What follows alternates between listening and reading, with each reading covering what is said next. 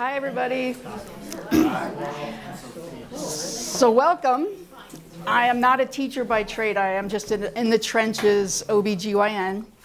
I am in private practice for 33 years now, and I've been with Solutions for almost 25 years, most recently as their medical director. And if you don't know what Solutions is, it's a crisis pregnancy center. So we are an outreach for women who are just questioning and wondering and really at a crossroads about their unplanned pregnancy. So Pastor Chris has been wonderful in his support for Solutions, and that's how he and I came to know one another. So basically, he and I are definitely in agreement that, and I'm sure you are too, it's hard being a Christian these days, right, in this Western culture. And some days are just absolutely exhausting. I have some doctor friends here with me today, and we get home from after a particularly bad day or exhausting day. It could be physically exhausting. I have to be up at night delivering babies, and it's not always exciting and happy and fun. It can be, I always say obstetrics is 99% routine and 1% sheer terror. So that 1% sheer terror seems to be getting to be more like 50% on some days. So it's physically exhausting and emotionally exhausting. And and not only that, but trying to channel our and maintain and preserve our belief systems in the course of our day when we're surrounded by such crazy input, especially when it comes to the issue of life, is emotionally exhausting. It's almost like I used to say to my kids when I get home, I have 3 sons and they're all grown now, I feel like somebody sucked my brains out with a straw. There are times we want to not only do we want to channel the peace that surpasses all understanding and have that for ourselves, but we are instructed and we hope that flows through us into our patients and into the world. But there are times when, the voice in your brain as you're trying to do that is like, have you lost your mind? How do you think the dishes get from the sink to the dishwasher? I am not the fairy godmother. I am just your mother. I'm tired. I've had a long day. It's like, where'd my peace go? It's gone. So I got home after a particularly trying on-call once, and I call it terminal inertia. I can't move. Like if the house was on fire, I just couldn't move. I'm just going to stay here. I'm on my couch. I got the fireplace on, and I'm thinking, okay, what job could I do remotely that will allow me to sit on a beach chair with my feet in the sand and do what I really love to do, which is read all day. So I did what everybody does. I started Googling, what job can I do? And I came up with Blinkist. Does anybody know what Blinkist is? Life-changing, let me tell you. It came up as one of the top 20 companies, fastest growing companies with the happiest employees. And what Blinkist is it's an app, you put it on your phone, and it's like the Cliff Notes for all the nonfiction books you ever wanted to read in 15 minutes. And it gives you blinks, like maybe there's 7 or 8 or 10 blinks, but they're bullet points. So basically you can read, you can sound really smart and say, oh, I'm familiar with that book. And so but they pay people to read these books and create these blink lists. And these are some really, really smart people. So anyway, I spent the $29.99 and I put it on my phone, and I blink when I'm walking the dog. So I was walking the dog and I type in the search bar, Christianity, and a whole list of books comes in. And I love Lisa Turkis, so I got the Cliff Notes on her latest book on boundaries, which was amazing. And it also is a good way to plug into brief exposure to culture. Like, you don't want to read these books with these crazy notions and ideas that are completely antithetical to what we believe, but we should be informed about what's out there and what our kids are reading especially. So anyway, I came across this book written by a guy called John Mark Comer, and it's Live No Lies. So I haven't read the actual book yet, I have to be honest. I've only had the blinks. But the blinks are completely apropos to what we're going to talk about today. The first point being that it's really hard to be a Christian in this day and age, because our belief system is over here, and what the world believes is over here. And it's so pervasive with lies and wrong information that have been repeated so many times over and over and over again that now it becomes the truth, and it's normalized. So if there's any, and we're all getting worn down, because we in the Christian faith are trying so hard every day to do what we do and to represent Jesus in the world, that we're getting worn down. So when we talk about, like, this is nuts. Like I always say to, again, my kids, if someone from another planet came here and looked at that and said, that's not a baby, you would say, of course it's a baby. Like, how did we get to a point in our culture where that is not a baby? Like, how many lies have we been told since 1973, when Roe v. Wade was first passed, that have built up over time and resulted in New Jersey law in January of 2022 being passed that makes us one of the only states in the nation that has zero restrictions on abortion, meaning you can abort a baby on the due date. You can kill a living person inside the womb at any point in pregnancy, and it's illegal. How do we get to a point where somehow the early arguments for abortion, which were also lies, were that it's just a blob of cells, it's really not a person, has morphed into infanticide?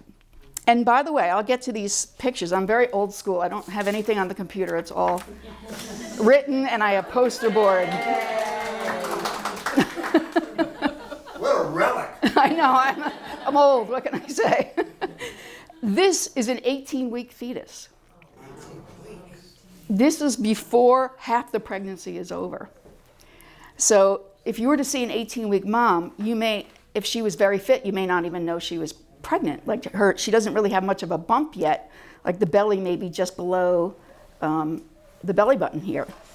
But this is a fully formed human, and we'll talk about, you know, how we get to this point. But even before this craziness in January of last year, where abortion rights, reproductive freedom, and we'll talk about the word freedom too. What does that even mean? This was acceptable when I was a resident, and I was a resident, like I'm old, okay? I was a resident in 1986, 87, 88, 89, 90. And I was pressured into, with that lie, to understand that this is fine. You can abort, this is not a life. You can't survive outside the womb, therefore it's not valuable, therefore it's fine. So we're talking about not just 18 weeks now, we're talking about 24 weeks and 28 weeks. And I have to show you, and 32 weeks and 36 weeks. Someone just gave me a picture. What did I do with it? Oh, thank you.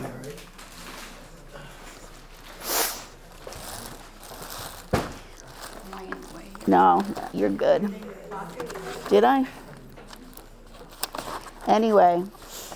Someone in the sanctuary just came up to me and gave me a picture of a high school picture, senior picture of this very, very handsome young man who I delivered at 32 weeks. The baby weighed 3 pounds, something. And that young man, of course, that young little baby went to the NICU and stayed there for a long time, and now he's graduating from Red Bank Catholic. I have a baby that the youngest survival baby that survived, I had a set of twins at 23 weeks and 5 days, who went into premature labor and delivered, and the boy succumbed, but the baby girl is now in her late 20s. She's a graduate of RISD Art Institute, and she's an amazing graphic artist. She has everything that she needs, fully functional.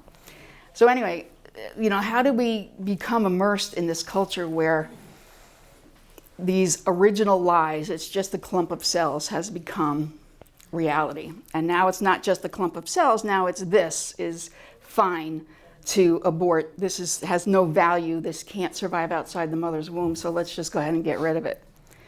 So this is why it's so completely exhausting. I've also had times in my career, several times actually, where I've been on the floor, and I also teach residents, so that means I have to be responsible for every patient that they take care of as they're coming through the door.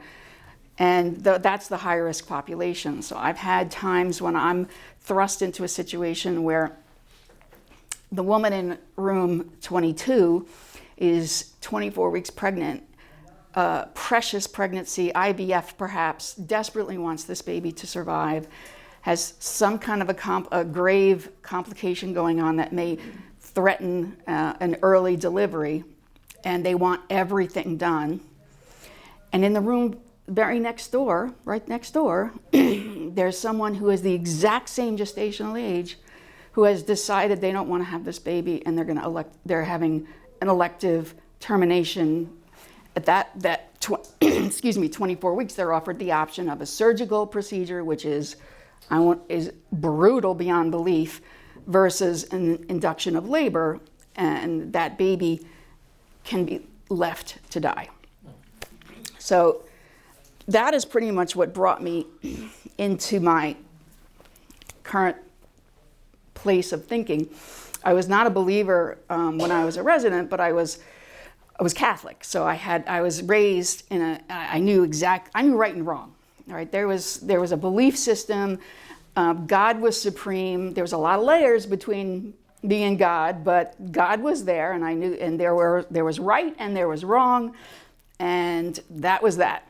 And I came as a fourth-year resident. I knew I wanted to go into OBGYN, so I signed up to do a rotation, which means like a 6 to 8 week intensive learning experience with the perinatologist. And the perinatologist is a high-risk specialist.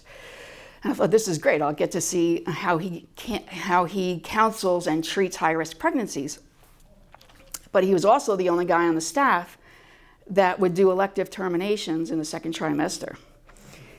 So I was on call with him one night, and he had an elective termination of a 24 week baby because the baby had Down syndrome.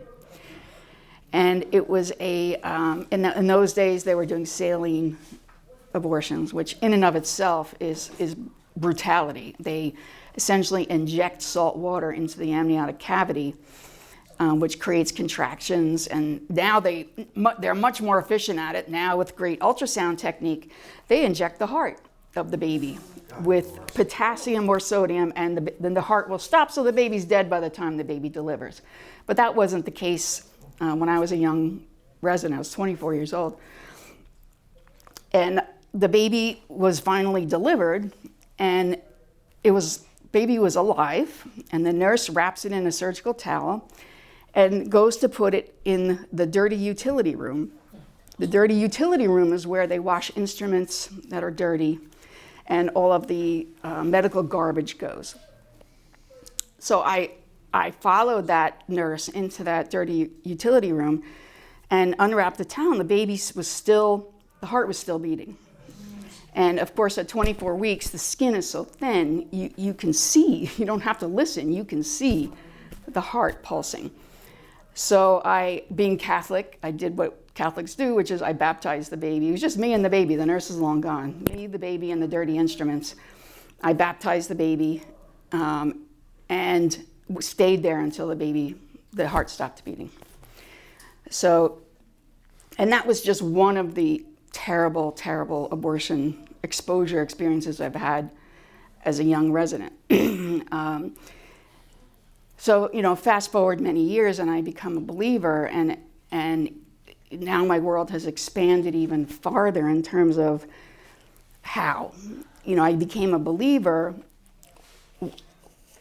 Thank God for my husband at the time. We had a baby, we had a baby son, and I was, again, I was Catholic. I knew the difference. I knew God existed, but I didn't have a relationship. And my favorite time with a newborn is in the middle of the night, when you're feeding the baby and it's quiet and nobody else is awake. And I'm just so completely head over heels in love with this infant.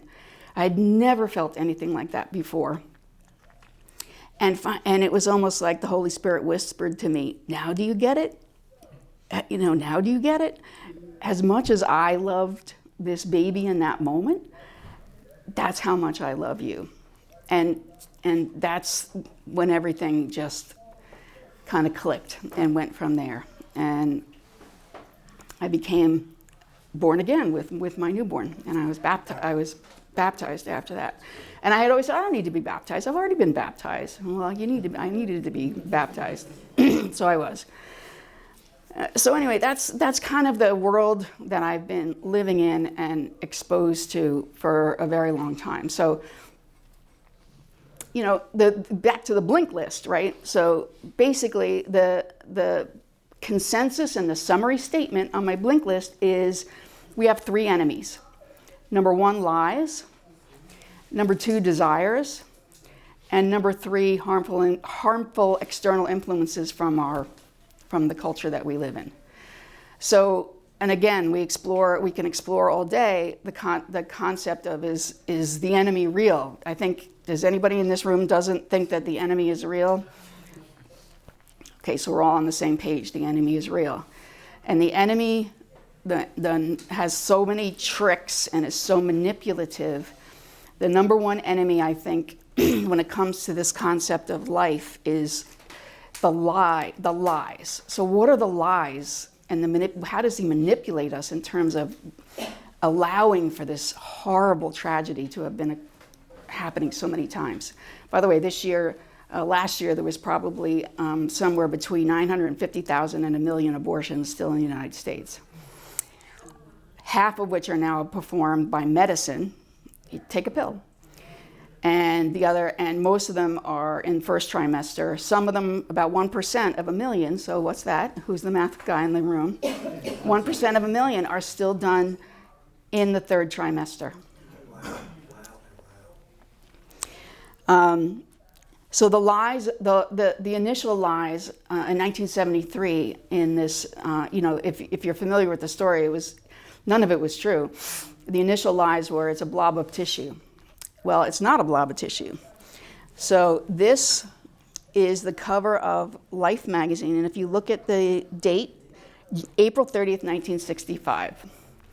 So do you think that would ever make the front page of anything anymore? All right. So this this photo series was done by a guy named, I forget his name, but if you want it, I can give it to you. And he did this project. He was fascinated with the process of life in the womb. And he was the first photographer to use surgical, the images that you're going to see, most of them. This is a live baby, by the way, at 18 weeks. He was the first one to be able to put a micro camera into a uterus and take a photograph. The other photographs you're going to see are basically outside the body. The mother had a problem for some reason, but he did the photographs. So, but again, this photo series took 7 years, and the result was what he put on Life magazine. So, you can see that this is an 18-week sized baby, fully formed. Everything is there. All it has to do is grow. Bones, heart, nervous system, every single soft organ in the body. Umbilical cord attached to a placenta, which in my opinion is the most amazing organ in the human body, what it does. And the rest have to go the other way. So I basically just, this is a funny story too. I just made these posters at Walgreens in their photo department. I took a picture on my phone, and they do the poster pictures. And when I went to pick it up, this was the Walgreens in Neptune, the photo guy, who's like a young kid, was like, I was wondering who these belong to. And he's like, this is wild. And I said, that's what a baby looks like inside the womb. So who knows where that planted seed went. Yes. Right? So basically, this is a really cool story that starts from embryo all the way up to 28 weeks. That's his name, is Leonard Nielsen. So interestingly, the Chinese, by the way, date age differently than we do. They consider us to be 1 year old when you're born, because they consider all of that development in the womb as life. So when you're born, you're not 0, you're 1, right? I don't like that. So you can all add just 1 to whatever we are. It's okay. How old is the embryo? This one is, I think, 15 weeks. Okay, so very, very thin skin. The eyes are completely formed. The nose is completely formed. It's sealed by a protein substance. The eyes won't be open again until the late 30 weeks. You can see eyebrows and the start of hair. So again, totally old school, but I think it does the trick, right? Yes, absolutely. So let's talk about weeks of pregnancy, weeks of gestation just for a second. Pregnancy is 40 weeks by convention because we're counting from the first day of the last menstrual cycle, not from the actual time of conception. So 40 weeks, 288 days. If you want to think of it in week term, that's why I bring it up, because when we talk about 3.5 weeks, it's actually 1.5 weeks from the time of the egg and the sperm meeting. So this mother doesn't even know she's pregnant yet because she hasn't even missed a menstrual period yet. The dollar store pregnancy tests that you can buy now are accurate enough to detect the pregnancy hormone 10 days after conception. So now we're in a situation, and we're kind of grappling with this in our crisis pregnancy centers, where women know they're pregnant before they've missed their period by a couple of days. And they're on the phone already saying, how can I get an abortion? And they haven't even missed their period yet. And that is why, as I said, 50% of all abortions are now done medically by taking medicine. So before a woman has even missed her period, the cells have divided and actually created all the zones in the body.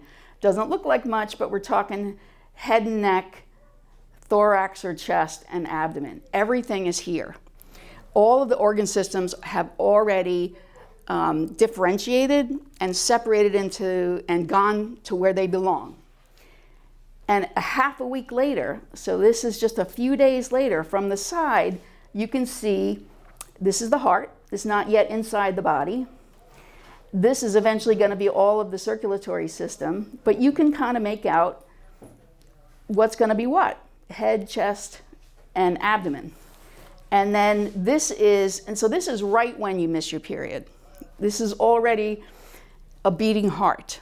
So the heart starts to beat, faultingly at first, by 18 days after conception. So that means maybe a day or 2 or 3 after you may have missed your period, there is already the essence of a heartbeat. By 5 weeks, so now you've missed your period for the whole week. Now you can see even more. So the black part is going to be the retina eventually, brain. You can even see the cartilage formation of the spinal cord. These dark things here are limb buds. So this will be the arms, this will be the legs. This will be in this case, the umbilical cord has been cut, but this will be the umbilical cord eventually.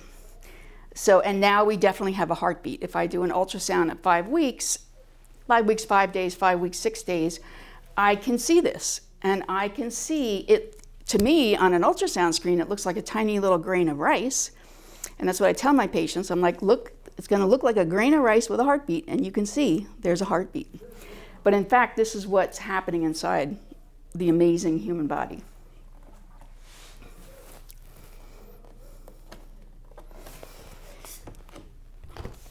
So again, we're going to 6 and 6.5 weeks. So this is from behind. This is the placenta. This is the yolk sac and the umbilical. This will eventually be the umbilical cord. And you can see this is going to be the spinal cord right here. These are going to be the legs. These are going to be the arms. And when you look to the side, again, now you can see what looks more like an eye. You can see cartilage in the fingers. Again, by 6.5 weeks, by 6 to 6.5 weeks, all of the organ systems are in place. They just have to grow. That's it. They just have to get bigger.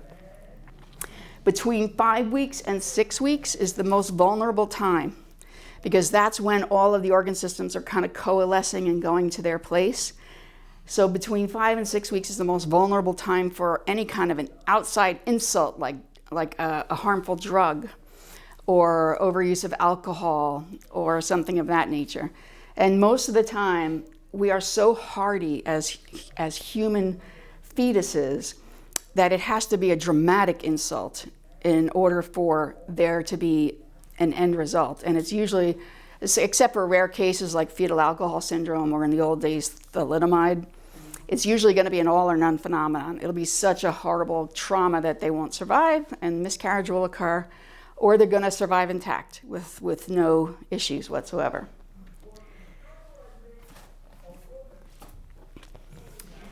This is one of my favorite because we're only 6.5 weeks here. So again, another half a week.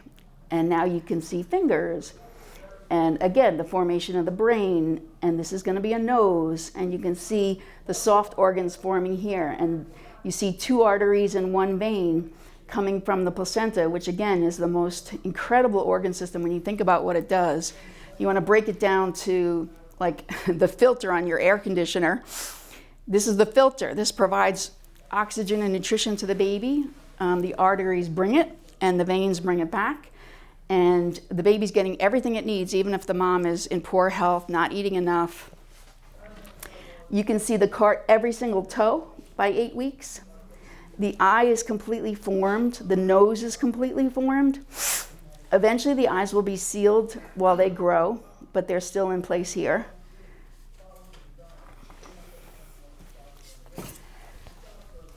And now we're getting out of close to the end of the first trimester. Cartilage is being replaced by bone. Oh, the other thing I wanted to tell you is that it's very interesting, not only the Chinese value for life and how different cultures describe things, but the word fetus and the word embryo have very interesting origins as well. The word embryo is from Greek, and it basically means swelling. So it's a recognition that something is growing, something is swelling. And the word fetus comes from the Latin, and it means young one. So, young one. So now you can see by 11 weeks, you can see bone. So bone is going to look dark. Cartilage is just the mold. So cartilage is being replaced slowly by bone. You can see the ribs. You can see fingers, toes.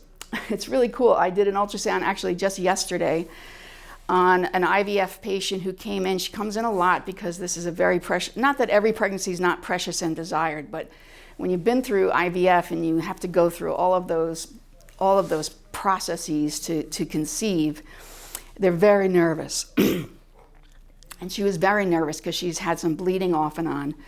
So I did an ultrasound. She's only 8 weeks. So when you go back to 8 weeks,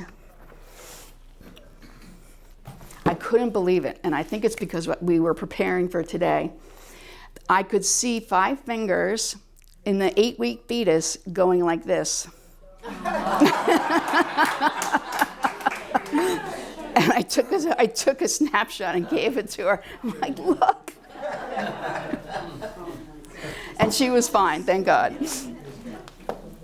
11 weeks, the baby is completely encircled by the placenta, and then as the baby grows, the placenta stays the same size, so the placenta goes to one side.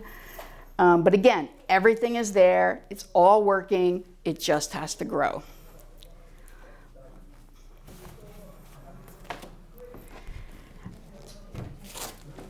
So more bone, this is 12 weeks. Okay, so I want you to think about this for a second. And again, my purpose here is not to horrify you, but I think it's important as Christians, if we're going to be, the purpose here is of this conference is let's be equipped. Let's be able to go out into the world and defend what it is that we believe, right? So I think, again, a picture's worth 1,000 words, and we need to be able to defend the fact that removing this from a uterus means ending a life. And it was so basic and simple to me as a young resident. There is a heartbeat, it's alive. You do something to take away the heartbeat, you've just caused a death. So this is 12 weeks. Up until 12 weeks, this is a fairly simple surgical abortion.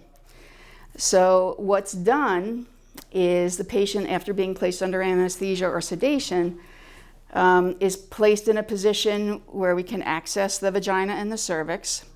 I was going to bring instruments today, but I thought it might be too grueling, so I'm just going to describe it. So we dilate the cervix to be about the size of this, maybe a quarter, maybe a little less, through which we put a hard plastic curette. It's about this long, has a little curve on it, and it's a hard hose, basically. And that is attached to a flexible hose that then goes to a machine that applies suction. So you are directing this hard plastic tube inside the uterus into here, and you're applying such suction that it will break apart all of this beautiful beings into pieces and suck it out through a tube, including all of the placental material. And as a resident, I firmly refused to participate in suction abortion procedures, and that was not. This was back in, again, the 80s, and that was not, it was frowned upon for me to decline. We weren't in the hashtag Me Too, we weren't in the, you do what you're told, and you like it, and then you just say, yes, sir, no, sir. And we used to get, it was different, totally different culture, and I'm not saying it was right, but we would get yelled at, we would be penalized, we would be punished in some way if we didn't toe the line. So it was not looked upon kindly when you can't just decline. So I was told, okay, fine, if you're not going to perform the procedure, you have to be in the room, and you're going to have a job, and your job is to put the pieces back together. So if there was a suction procedure that was done around 12, 13, 14 weeks, you have to make sure that you, or even up to 18 or 20 weeks, which is even a more brutal procedure, you have to make sure you have everything out. So my job was to, on the table here, I say, okay, here's a leg, here's another leg, here's the spinal cord, here's the calvarium, and I would have to give the thumbs up or the thumbs down that it was all, in fact, complete. So this is what was being advocated for in the early days of abortion, the father of abortion. And if you ever saw the movie, what's the name of the movie, Jane? Unplanned, right. When ultrasound technology finally was able to show us what was actually happening, because again, it didn't exist in the 70s. When I was coming up in residency, ultrasound was in its infancy, no pun intended, but it looked like an old Philips television. It was all like black and white snow. And as resolution improved over time, you could actually see what they're doing. And when he did his first ultrasound guided termination procedure, he collapsed and realized that what he had been doing was monstrous over all this time. So when Roe v. Wade first came to be, there was no ultrasound, and there really truly was a belief, perhaps, that this was not a baby, it was just a bunch of cells. But this represents what's inside the uterus for most first trimester abortions. Peggy, is that suction procedure, is that D&C? D&C, suction, it's actually dilation, and it's called D&E. And it's interesting you asked the question. E is for evacuation. And we have all kinds of mnemonics to make it sound better. We call it an ETOP, elective termination of pregnancy, or a VIP, a voluntary interruption of pregnancy. because you don't want to say abortion. So again, 12 weeks we have bone. This is one of the most incredible pictures, I think, and this is, you can see fingernails. This is 16 weeks. Again, mom may not even have a bump by this time. You can see, you know, the lips and the tongue and the mouth are fully formed. Now the nose is fully formed. And now in the days of 3D ultrasound, you know, moms are paying to go to these specialized ultrasound centers to get interior photographs, and you can actually see the baby's features, which is very cool. How many weeks is that? This is 16 weeks. And then that first picture I showed you was 18 weeks. And this is also 18 weeks. The babies you'll commonly see them sucking their thumb, which when we're doing ultrasound, because they're basically practicing to feed later on in life. These babies are breathing, or they're inhaling and exhaling. Of course, they're not breathing air, they're taking in amniotic fluid, and then excreting amniotic fluid, but they're practicing to breathe with their respiratory muscles. They're basically, at this time, like I said, everything is there, it's just getting bigger. They're just getting ready to survive in the world. And this is a demise, unfortunately, but this is, you know, the amniotic sac, and this is a baby at 28 weeks.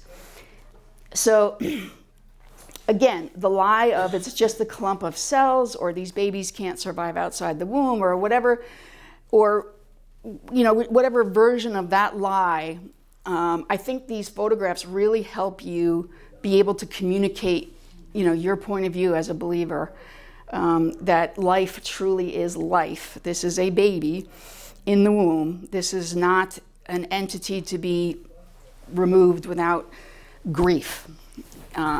Every patient that I see new in my office, I don't care how old they are, 50, 60, 70, 80, 90, I'll go over obstetric history. I see, you know, for example, I see you've had 3 children, you know, all normal, healthy pregnancies, you know, did you have any complications and such and such? Okay, I see you had 1 termination of pregnancy. How far along were you?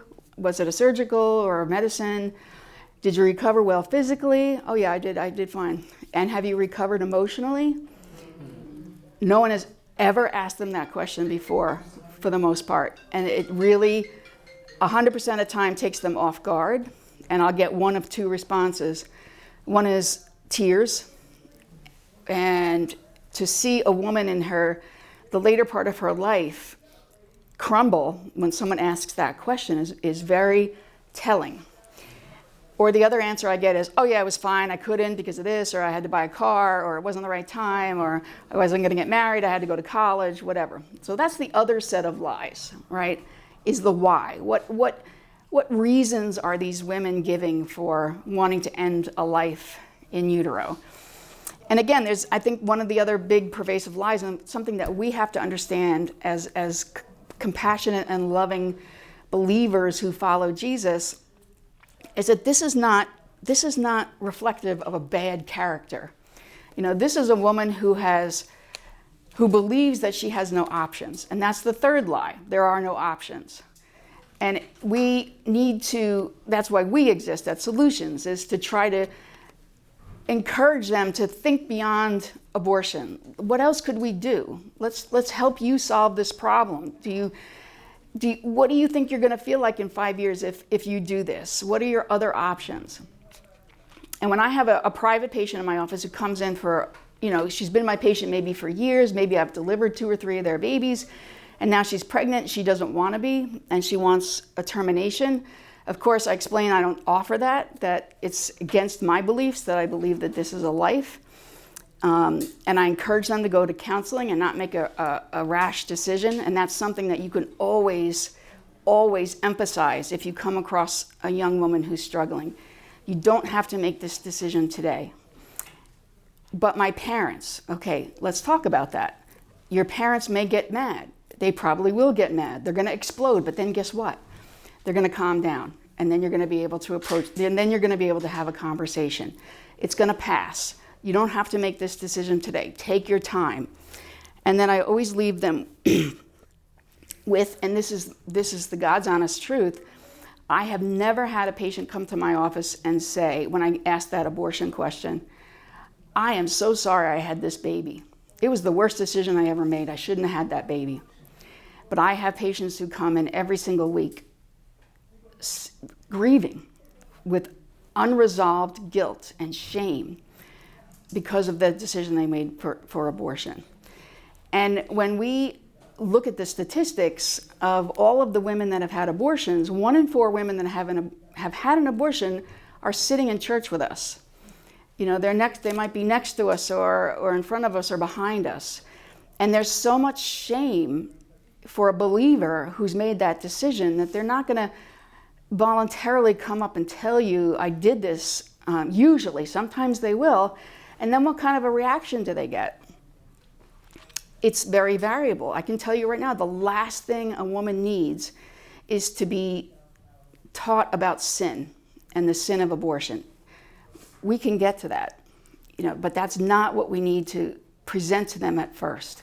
We need to be Jesus. We need to be more like Jesus. We need to be embracing these women and listening to them and talking to them with love and compassion and empathy for the horror that they've experienced, understand that it's a horror that they've experienced, and help them to understand that this is a forgivable sin, but they're going to need help. And again, at Solutions and other pregnancy centers, we offer post-abortive counseling. Do you mention to them that they will see this child as a born-again Christian? That they will see that baby? They'll have a chance to, I don't know what state the child would be in. But Right. The baby is with the Lord. Correct. And sometimes they will. It's like evangelism in general.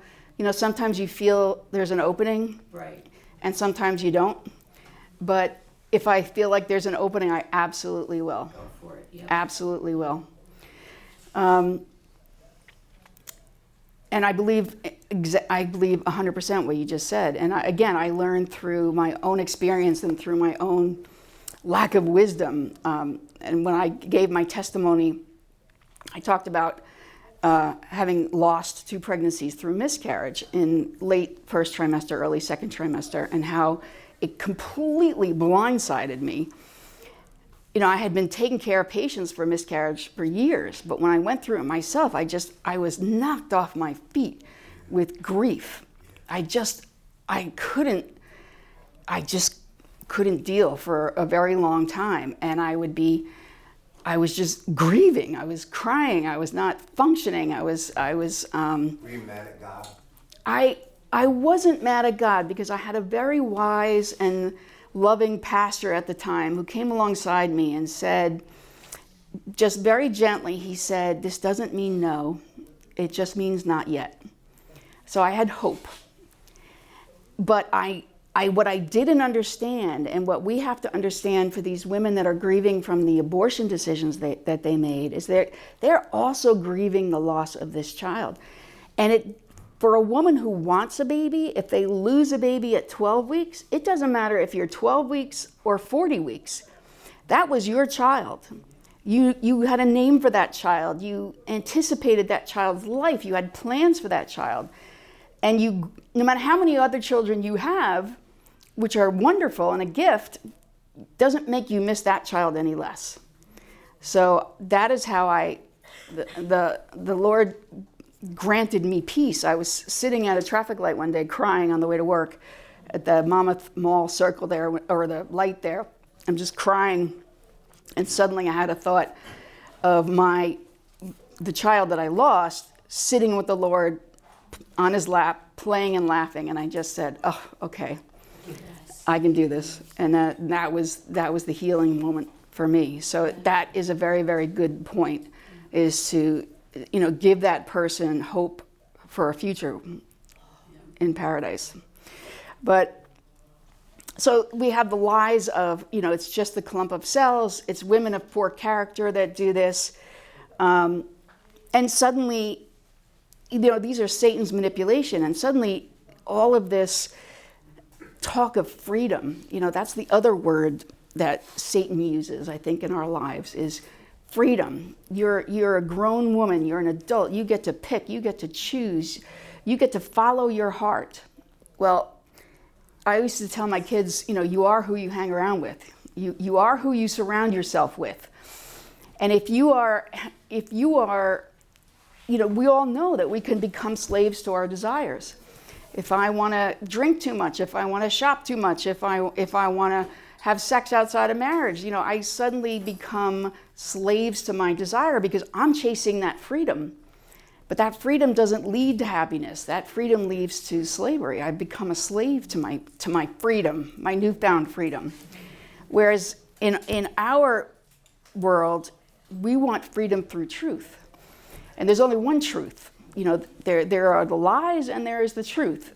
And I think, we're running out of time, but I think the most important thing for us to be equipped to go out into the world and deal with people that are hurting, may have had abortions, or are thinking about abortion, or your family or your friends who don't understand, how could you not think abortion is right?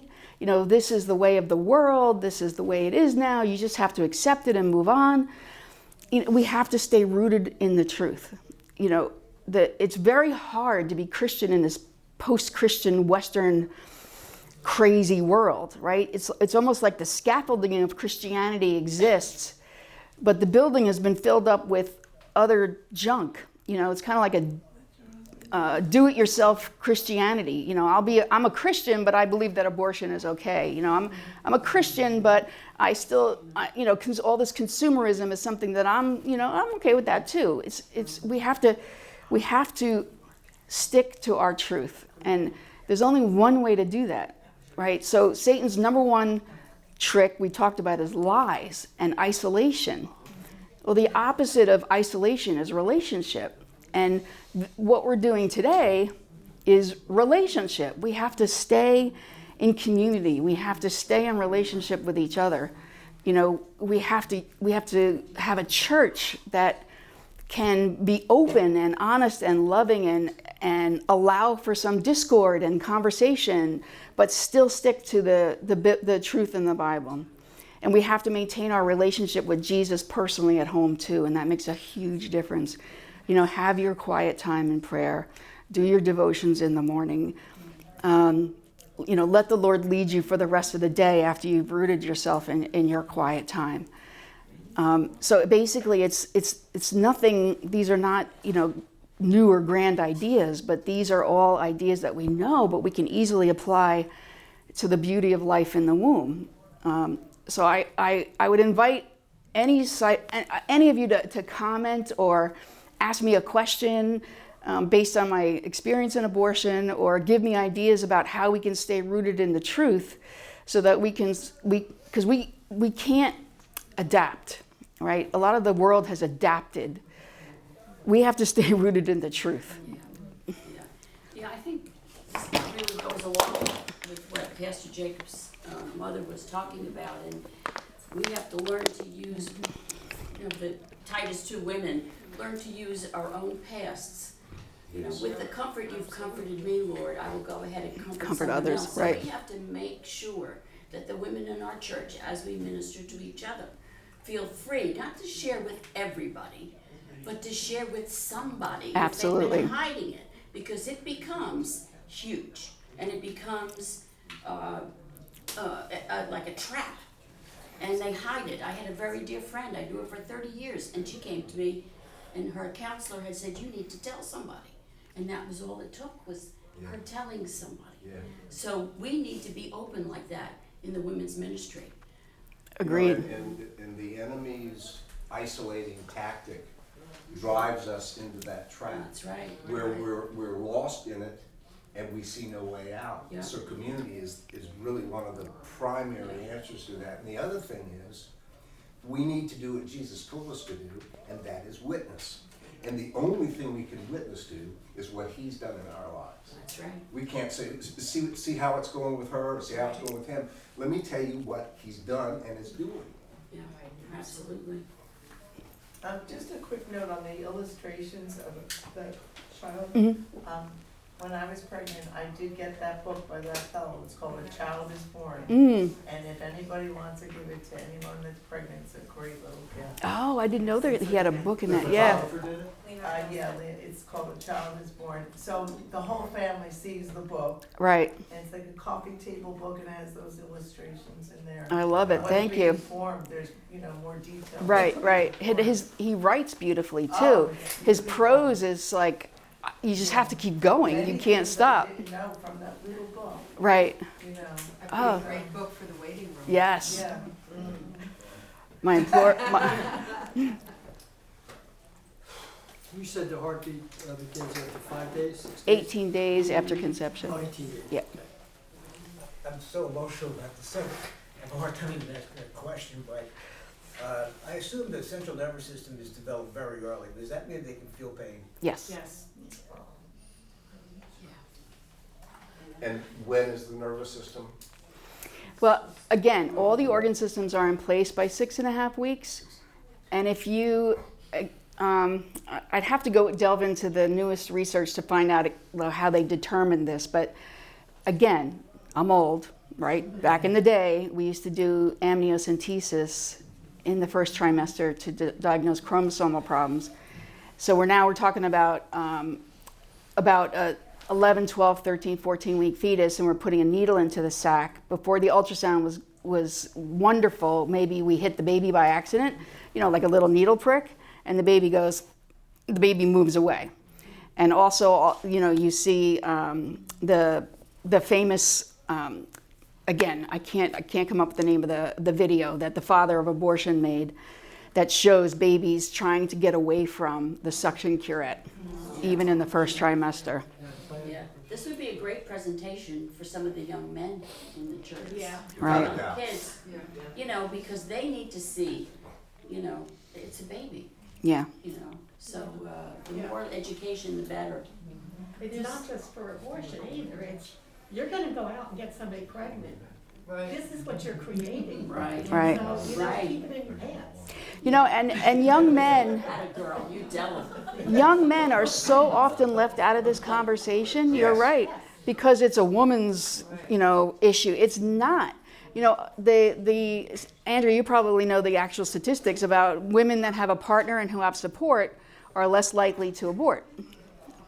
I think it's 75% will choose to have the baby if this, their partner chose. So it's Right. 75%. Then the opposite is true too. So And the most of the opposite is true, abortions too. are because the boy or man Right. is pushing. The And a woman lot of towards times it. we'll have men in there and then they realize and regret because they've pushed this person to have an abortion. So we also have, pastors that we link them up with that will talk to these gentlemen. Yeah. So that's also a part of the center and the work that we do because we need the men to talk to the men that come in. Yes. And they're not always there, but a good portion of the time they come in. Because a lot of times they think solutions is gonna help direct them to a place to get an abortion. And they're surprised that we don't, but we tell them what it entails, so. Do we know what the percentage is of women who do not tell the father? No, I don't have that. I'm sure I could get it, I don't have it off the top of my head, but, I'm sure there's a percentage. There's also a picture where they're doing some kind of an operation on the baby, and you see the baby grab the doctor's finger. Yeah. Yes. Right. That's a very So impressive bad. picture as well. Right. It is so cool. They're doing in utero surgery Yeah. to fix neural tube defects like spina bifida, and you're right. Yeah. I just have a question regarding health. Is this taught as part of any of the curriculum in schools when they're teaching health to these young kids? Yeah, it's a lot. Why is not, is this an option as part, I mean, I know they promote other things, but is this something that is actually shown or taught? I'm not being in public education, I'm not sure.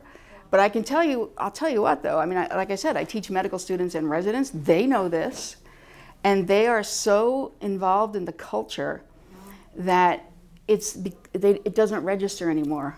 I was in the operating room the other day, a couple weeks ago actually, and one of the anesthesiologists came in from another room. She said, I have a question. I said, okay, when does the second trimester start? I'm like, well, why are you asking? I always answer a question with a question. Why do you want to know? She said, well, there's a case on for tomorrow, and I'm in that room, and it's a voluntary interruption of pregnancy, and she's 24 weeks, and I don't want to be there. So it started, now most of the OR nurses are my generation, and I'm with a young resident who's probably 30. And she starts off with, well, it's a matter of opinion, right? And my brain wants to go like this. And I want to start, no, it's not a matter, but then they don't listen to us, right? We have to stay, and we have to stay calm, and we have to present our facts and try to counter that argument, which is what I'm trying to equip you for, and say, well, it's really not a matter of opinion. You know, you're aware, I taught you, you know, this is what's in there. And is that still okay with you? So I don't know a single physician, by the way, who loves doing abortions. Even the ones who provide the service do it because they feel like they have to. It's not something, they don't get up in the morning and say, oh, yay, I have 5 abortions to do today. You know, like, ugh. So they say to themselves, there's no option. Right, right, Instead of I have a choice. right.